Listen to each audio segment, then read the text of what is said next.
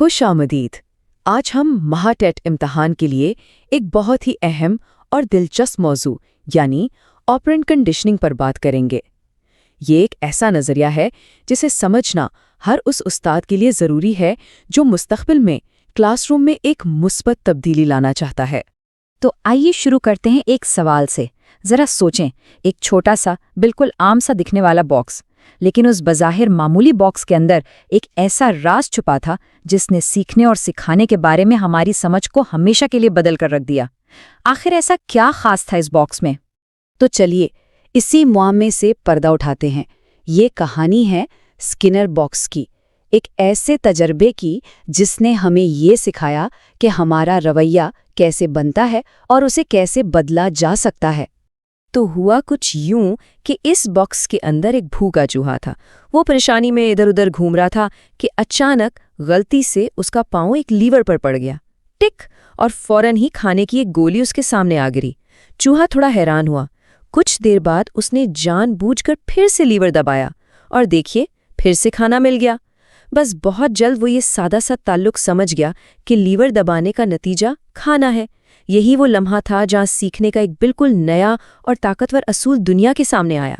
یہ تجربہ صرف ایک چوہے کی کہانی نہیں ہے، یہ ایک بہت ہی گہرے اور طاقتور اصول کو ظاہر کرتا ہے، اور وہ اصول یہ ہے کہ ہم سب، چاہے انسان ہو یا جانور، اپنے کاموں کے نتائج سے سیکھتے ہیں۔ اور اسی اصول کو نفسیات کی زبان میں عاملانہ مشروطیت یا آپرینٹ کنڈیشننگ کہتے ہیں۔ سادہ لفظوں میں یہ سیکھنے کا وہ طریقہ ہے جس میں کسی بھی رویے کو اس کے بعد ملنے والے نتیجے یعنی انعام یا سزا کے ذریعے یا تو مضبوط کیا جاتا ہے یا پھر کمزور کیا جاتا ہے، بالکل ویسے ہی جیسے چوہے نے انعام ملنے پر لیور دبانا سیکھ لیا۔ اور اس پورے عمل کا نچوڑ خود بی ایف اسکنر نے اپنے اس مشہور جملے میں بیان کیا ہے کہ جس رویے کو تقویت ملتی ہے اسے دہرایا جاتا ہے اور جس رویے کو سزا ملتی ہے وہ کم ہوتا جاتا ہے۔ بس یہی اس تجربے کے پیچھے کا بنیادی راز ہے۔ اگر نتیجہ اچھا ہوگا تو ہم وہ کام بار بار کریں گے، اور اگر نتیجہ برا ہوگا تو ہم اس کام سے بچیں گے۔ تو سوال یہ ہے کہ ایک استاد کے طور پر اس اصول کو کلاس روم میں کیسے استعمال کیا جائے؟ اس کے لیے ہمارے پاس کچھ خاص اوزار ہیں جنہیں ہم تقویت کا ٹول کٹ کہہ سکتے ہیں۔ آئیے انہیں ایک ایک کر کے سمجھتے ہیں۔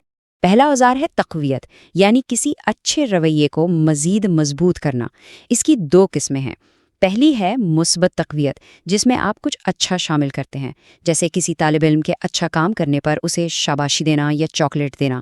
لیکن دوسری قسم منفی تقویت اکثر لوگوں کو الجھن میں ڈال دیتی ہے۔ منفی تقویت کا مطلب سزا دینا نہیں ہے، اس کا مطلب ہے کوئی بری یا ناپسندیدہ چیز ہٹا لینا۔ مثال کے طور پر اگر کلاس میں بچے خاموشی سے اپنا کام کرتے ہیں تو آپ یہ کہہ سکتے ہیں کہ آج کوئی ہوم ورک نہیں ملے گا۔ یہاں آپ نے ہوم ورک، جو ایک ناپسندیدہ چیز تھی، اسے ہٹا لیا، جس کی وجہ سے بچے اگلی بار بھی خاموشی سے کام کرنے کی کوشش کریں گے۔ تو یاد رکھیں، دونوں صورتوں میں رویہ بڑھتا ہی ہے۔ اب آتے ہیں سزا پر، جس کا مقصد کسی برے رویے کو کم کرنا ہوتا ہے۔ مثبت سزا میں آپ کوئی ناپسندیدہ چیز شامل کرتے ہیں، جیسے کلاس میں شرارت کرنے پر اضافی ہوم ورک دینا، جبکہ منفی سزا میں آپ کوئی پسندیدہ چیز ہٹا لیتے ہیں، جیسے اصول توڑنے پر بچے سے اس کا موبائل فون یا کھیلنے کا وقت لے لینا۔ یہ دونوں طریقے بھی بہت مؤثر ہو سکتے ہیں اگر صحیح طریقے سے استعمال کیے جائیں۔ لیکن ایک سوال یہاں پیدا ہوتا ہے، اگر کوئی طالب علم ایک بہت مشکل کام سیکھ رہا ہو، جیسے ایک مضمون لکھنا، ہم اس سے یہ امید تو نہیں کر سکتے کہ وہ پہلی ہی کوشش میں بہترین مضمون لکھ دے۔ تو ایسے میں کیا کریں؟ یہیں پر ہمارا اگلا اوزار شیپنگ کام آتا ہے۔ شیپنگ کا مطلب ہے رویے کو آہستہ آہستہ، قدم بقدم تشکیل دینا۔ جیسے آپ پہلے بچے کو صرف ایک اچھا جملہ لکھنے پر شاباشی دیں، پھر ایک پیراگراف لکھنے پر، اور پھر آخر میں پورا مضمون لکھنے پر۔ اس طرح آپ ہر چھوٹے قدم پر حوصلہ افزائی کر کے اسے منزل تک پہنچا دیتے ہیں۔ اچھا، آگے بڑھنے سے پہلے ایک چھوٹی سی لیکن اہم بات۔ اس پورے موضوع پر تفصیلی PDF نوٹس اور اپنی تیاری کو جانچنے کے لیے ایک پریکٹس کوئز، دونوں کا لنک نیچے ڈسکرپشن میں موجود ہے۔ اپنی تیاری کو مزید پختہ کرنے کے لیے انہیں ضرور دیکھیں۔ اب ایک سوال سب کے لیے، آپ کے خیال میں ایک کلاس روم میں بچوں کو سکھانے اور نظم و ضبط قائم رکھنے کے لیے لمبے عرصے تک کون سی چیز زیادہ کارآمد ہے، انعام یا سزا؟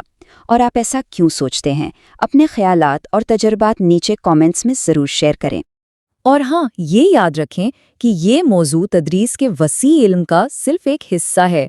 پیڈاگوجی کے دوسرے اہم موضوعات پر ویڈیوز کے لیے ہماری مکمل پلے لسٹ ضرور چیک کریں، اس کا لنک بھی آپ کو ڈسکرپشن میں مل جائے گا۔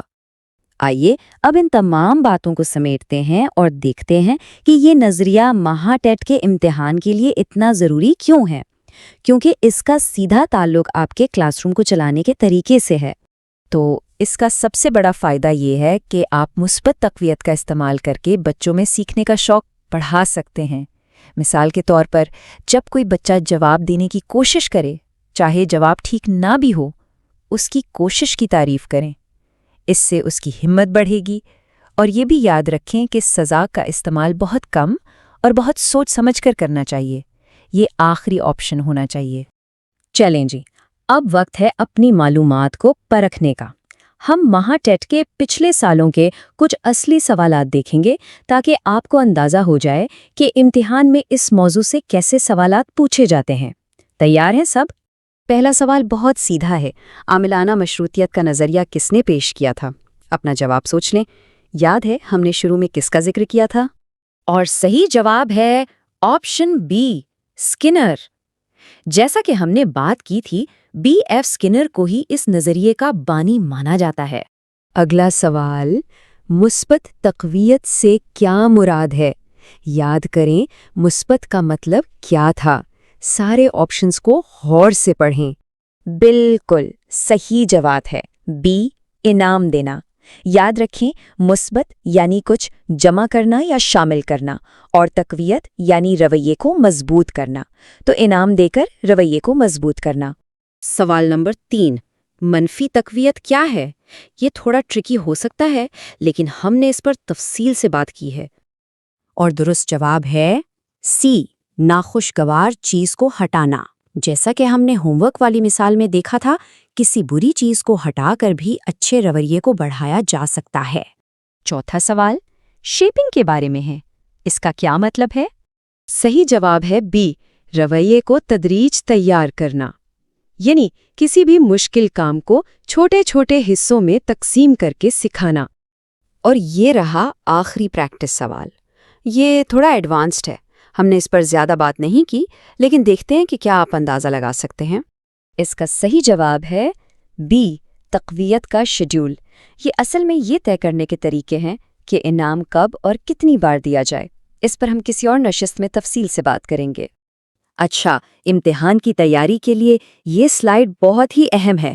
یہ کلاسیکی اور عاملانہ مشروطیت کے بیچ کا فرق بتاتی ہے۔ اسے آسان زبان میں ایسے یاد رکھیں۔ کلاسیکی مشروطیت غیر ارادی ہوتی ہے، یعنی انجانے میں، جیسے پیولوف کے کتے کے منہ میں گھنٹی کی آواز پر پانی آ جانا، جبکہ عاملانہ مشروطیت ارادی ہوتی ہے، یعنی جان بوجھ کر، جیسے چوہے کا سوچ سمجھ کر انعام کے لیے لیور دبانا۔ تو یہ تھا عاملانہ مشروطیت کا ایک مکمل جائزہ۔ امید ہے کہ اب یہ نظریہ آپ کے لیے بالکل واضح ہو گیا ہوگا اور آپ اسے اپنی کلاس میں استعمال کرنے کے لیے تیار ہوں گے۔ اگر آپ کو آج کچھ نیا سیکھنے کو ملا تو اس ویڈیو کو لائک ضرور کریں اور اپنے ان دوستوں کے ساتھ شیئر کریں جو مہا ٹیٹ کی تیاری کر رہے ہیں۔